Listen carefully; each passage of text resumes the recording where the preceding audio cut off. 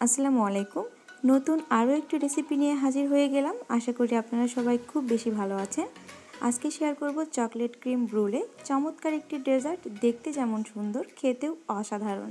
তো চলুন শুরু করা যাক। প্রথমে একটা শুকনা পাত্রে আমি হাফ কাপ পরিমাণ বড় দানার চিনি নিয়ে নিচ্ছি। এখানে কোনো প্রকার আইসিং সুগার কিংবা মিহি গুঁড়া করা চিনির কোনো প্রয়োজন নেই। নিয়ে নিচ্ছি একটা আস্ত ডিম, আরও নিয়ে নিচ্ছি 4টা ডিমের কুসুম। এবার এই উপকরণগুলোকে একটি হ্যান্ড বিটারের সাহায্যে খুব ভালো মতো বিট করে নেব। অবশ্যই হ্যান্ড বিটারের স্পিডটা লোতে রাখার চেষ্টা করবেন এবং ঘড়ি ধরে জাস্ট 2 মিনিট বিট করে নেবেন। কোনো ক্রমেই কিন্তু এই অংশটাকে ফোমি কোনো স্ট্রাকচারে পরিণত করা যাবে না। ঘড়ি ধরে 2 মিনিট বিট করার পরে আমি বিটারের স্ট্যান্ডটা সরিয়ে নিচ্ছি এবং এই পর্যায়ে আপনাকে মেক শিওর হতে হবে চিনির দানাটা ভালো মতো গলে গিয়েছে কিনা। যতক্ষণ না পর্যন্ত চিনির দানাটা গলে যাচ্ছে ততক্ষণ পর্যন্ত আমি হ্যান্ড হুইস্ক দিয়ে আলতো হাতে নাড়তে থাকবো। ওই যে আগেই বলেছিলাম, কোনো ক্রমেই কিন্তু ফোমি স্ট্রাকচারে পরিণত করা যাবে না। যখন মেক শিওর হবেন চিনির দানাটা গলে গিয়েছে তখন মিক্সিং থামিয়ে দিতে হবে। চলে যাচ্ছি নেক্সট প্রসেসে। একটা ফ্রাই প্যানে 3/4 কাপ পরিমাণ লিকুইড দুধ দিয়ে নিচ্ছি। এবার আমি এখানে এভার হুইপের হেভি ক্রিমটা ব্যবহার করব। এটা ব্যবহার করব 2 কাপ পরিমাণ। আমি যেহেতু হাফ কাপের কাপ দিয়ে মেপে দিচ্ছি, সেহেতু 4 কাপে আমার 2 কাপ হবে, আমি 4 কাপ দিয়ে দিলাম, অর্থাৎ টোটাল আমি 2 কাপ হেভি ক্রিম ব্যবহার করেছি। ভ্যানিলা দিয়ে দিচ্ছি 1 চা চামচ পরিমাণ। এবার এই লিকুইড মিক্সারগুলোকে খুব ভালো মতো মিক্স করতে হবে। কোনো ক্রমে কিন্তু ওভার মিক্স করা যাবে না। এবার এটাকে চুলার একদম সিমারিং পয়েন্টে দিয়ে খুব ভালো মতো গরম করে নিতে হবে। কোনো ক্রমে এটাকে বলক তোলা যাবে না। চলে যাচ্ছি নেক্সট প্রসেসে। এই গরম এই মিক্সারটার মধ্যে এবার আমরা আগে থেকে যেই ডিমের মিক্সারটা তৈরি করে রেখেছিলাম সেটা এক হাত দিয়ে ঢালতে থাকবো এবং অন্য হাত দিয়ে অনবরত নাড়তে থাকবো। কোনো ক্রমেই কিন্তু অতিরিক্ত বিট করা যাবে না, যাতে করে এটা ফোমে পরিণত হয়ে যায়। জাস্ট আমাদের মেক শিওর হতে হবে এটা ভালো মতো মিক্সিং হচ্ছে কিনা। আর যে লিকুইড মিক্সারটা আমরা চুলায় গরম করতে দিয়েছিলাম সেটা কিন্তু অতিরিক্ত গরম থাকা অবস্থায় কোনো ক্রমেই ডিমের মিক্সারটা মেশানো যাবে না। যখন দেখবেন কুসুম গরম হয়ে গিয়েছে তখনই আপনারা ডিমের মিক্সারটা মেশাতে শুরু করবেন। খুব ভালো মতো মিক্সিং করে নিলাম। আমাদের আরও লাগবে হোয়াইট চকলেট হাফ কাপ পরিমাণ। আপনারা চাইলে এখানে চকলেট চিপস ব্যবহার করতে পারেন। অবশ্যই এই ডেজার্টটা করতে রেমিকেন্সের ঠিক এরকম ভিডিওতে দেখানো কাপ প্রয়োজন হবে। রেমিকেন্সের কাপে আমি খুব ভালো মতো চকলেট কুচিগুলো বিছিয়ে দিচ্ছি, অর্থাৎ আমি কিন্তু আগেই বলেছি টোটাল হাফ কাপ চকলেট কুচি আমি নিয়ে নিয়েছি।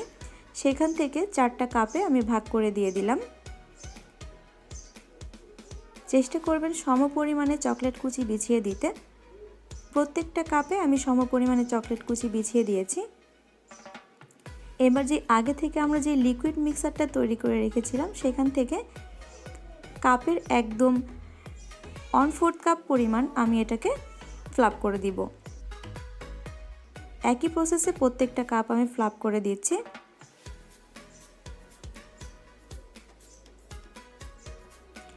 এই ডেজার্টটা খেতে যে কতটা মজার হয়, না বানালে কিন্তু বুঝতেই পারবেন না। অবশ্যই উপর দিয়ে যে বাবলসগুলো দেখতে পাচ্ছেন সেগুলোকে একটি টুথপিক কিংবা সাসলিক কাঠি দিয়ে ভ্যানিশ করে দিতে হবে। প্রতিটা রেমিকেন্সের কাপে আমি সাসলিক কাঠি দিয়ে যে বাবলসগুলো দেখা যাচ্ছে সেগুলোকে একটু রিমুভ করে দেওয়ার চেষ্টা করছি, এতে করে বেকিংয়ের পরে ভালো দেখা যাবে।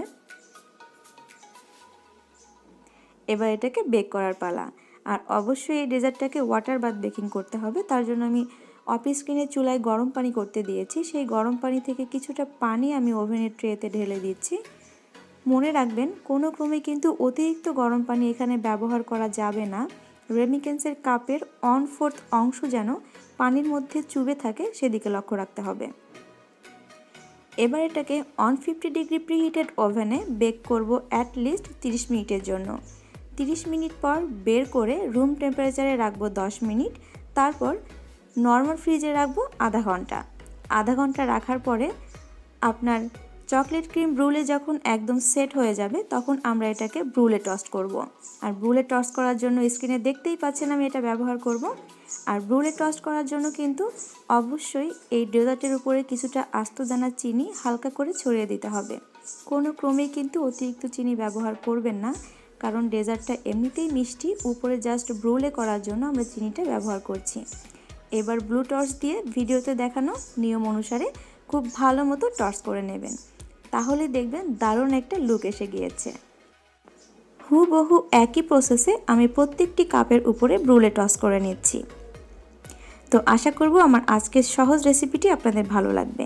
রেসিপিটি ভালো লাগলে এমনই আরও নিত্য নতুন কেক এবং ডেজার্টের রেসিপি পেতে যারা এখনও আমার চ্যানেলটি সাবস্ক্রাইব করেননি তারা আজই আমার চ্যানেলটি সাবস্ক্রাইব করে ফেলুন।